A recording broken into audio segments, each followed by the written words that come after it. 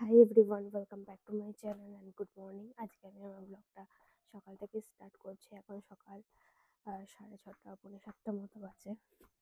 তো আমি একটু হাঁটতেও বেরিয়েছি আর যাচ্ছি একটু স্টেশনের দিকে। তো চলো দেখতে থাকো। এই যে হাতে টিফিন বক্স, টিফিনটাই দিতে যাচ্ছি। এখন সকাল 6টা 6:30 বাজে আর রাস্তাঘাট পুরো ফাঁকা, কুয়াশাও রয়েছে, রোদটা সেইভাবে ওঠেনি। তো চলো। তো যাই হোক, সকালে হাঁটতে বেরিয়ে বেশ ভালোই লাগছে। সারা জীবন ভেবে গেছি মর্নিং ওয়াকে যাবো, বাট কোনো কালে যাওয়া হয়নি। এত সকালে ঘুম থেকে হয়তো উঠে যায়, কিন্তু হাঁটতে বেরোনো হয় না। তো যাই হোক, এক কাজে দু কাজ হয়ে যাচ্ছে। আর এখানে দেখো, বইমেলার জন্য প্রস্তুতি চলছে। প্যান্ডেল অর্ধেক প্রায় হয়ে গেছে, এখন ফুল কমপ্লিট হলেই বইমেলা স্টার্ট হয়ে যাবে। এখানেই প্রত্যেকবার বইমেলাটা হয়। তো হাফ প্যান্ডেলের কাজ শেষ হয়েছে, আর কিছুটা বাকি আছে।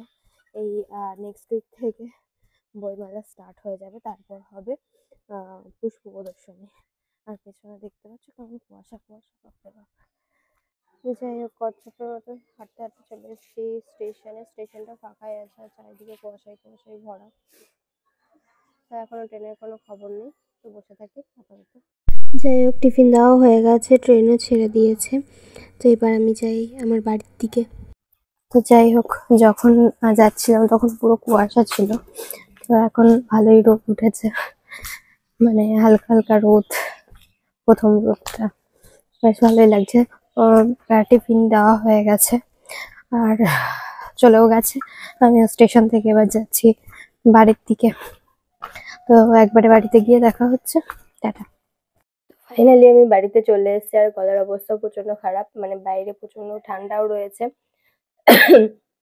তো যাই হোক, এখন ফ্রেশ হয়ে যাব রান্নাঘরের দিকে, সকালে রান্না টান্না করার জন্য, সকালে দুপুরে।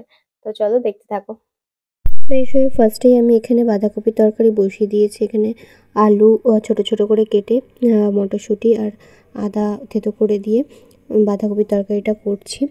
আর এটা অলমোস্ট হয়েই গেছে, ঘি গরম মশলা দিয়ে নাবিয়েও দিয়েছি। তো এটা গরম ভাত বা রুটির সাথে ভালোই লাগে। আর কেমন হয়েছে দেখতে অবশ্যই জানিও। তো এখন নেক্সট যেটা করব সেটা করে নিই। ও হ্যাঁ, এইখানে ব্রেকফাস্টে ছিল আলুর তরকারি, সাদা আলুর চচ্চড়ি করেছিলাম টমেটো আর কালো জিরে দিয়ে। আর সাথে করেছিলাম পরোটা আর রুটি। মা বাবা কাকা এদের জন্য করেছিলাম। আর পরোটাটা টিফিনে দিয়েছিলাম, আর দুটো আমার জন্য করে নিয়েছি। ব্যাস, রুটি পরোটা আর সাদা আলুর তরকারি। আর তার সাথে দুপুরের জন্য আছে এখানে পালং শাকের তরকারি, আলু, বড়ি আর শিম বেগুন এইসব দিয়ে পালং শাকের তরকারিটা করা হয়েছে। তো এই তরকারিটা বেশ ভালোই লাগে পালং শাকে এইভাবে তরকারি করলে। আর সাথে করেছিলাম ডাল সেদ্ধ। এখানে আমি মুসুরির ডাল নিয়েছি, মুসুরির ডাল সেদ্ধ করেছি। আর তার সাথে আছে আলু ভাজা, ডালের সাথে তো কোনো ভাজা লাগবে, তো সেই কারণে আমি আলু ভাজা করেছি। শুকনো লঙ্কা ফোড়ন দিয়ে আলু ভাজাটা করেছি। তো আমি ফার্স্টে ভেবেছিলাম মুসুরির ডালটা সেদ্ধই করব, কিন্তু বাবা বললো যে একটু ফোড়ন দিয়ে দিতে।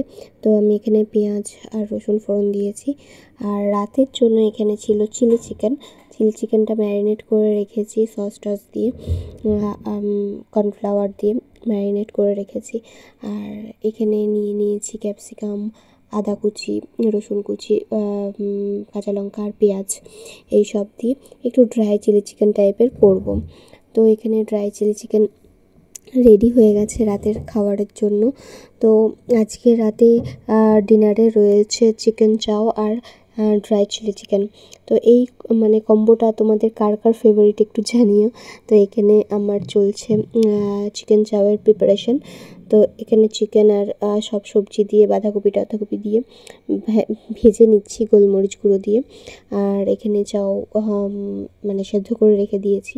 তো এই হচ্ছে আমার ডিনার, চিকেন চাও আর ড্রাই চিলি চিকেন। যাই হোক, ঠান্ডায় আমি ডিনারটা এনজয় করতে থাকি। তো আজকের মতো টাটা, দেখা হবে নতুন একটা ভিডিওর সাথে। আর আমার ভিডিও ভালো লাগলে লাইক কমেন্ট শেয়ার আর সাবস্ক্রাইব করতে একদম ভুলবে না। তো টাটা।